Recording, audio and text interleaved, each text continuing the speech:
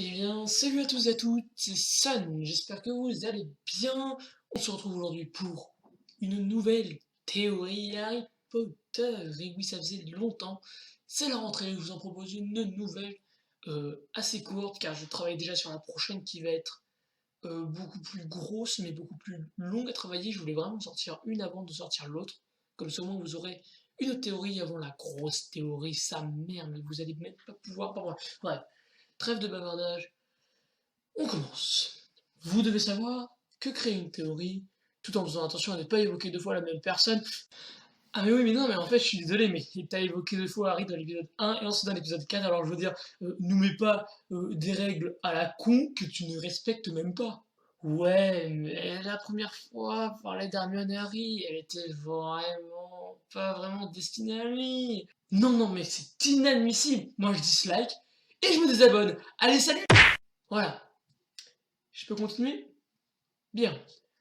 Donc, comme je le disais, si on évite d'avoir un personnage cité plusieurs fois tout en créant une théorie sur lui, et ben, à un moment, ça devient compliqué. Et donc aujourd'hui, je me débarrasse d'un personnage qui, ma foi, est assez secondaire avec le professeur Trelawney. Allez hop, à la corbeille.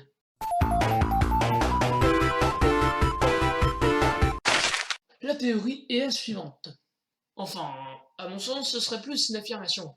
Mais comme c'est pas sûr et qu'on débat dans les commentaires, je vais plutôt dire théorie.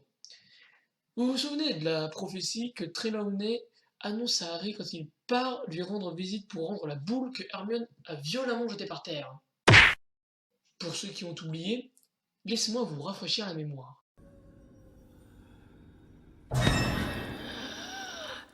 Professor Trelawney.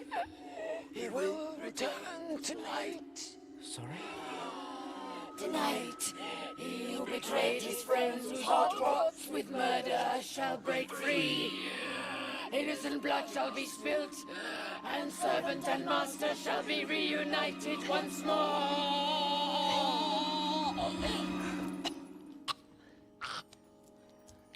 À ce moment-là, on croyait tous que la prophétie était sérieuse et qu'il y avait un rapport avec le film 3.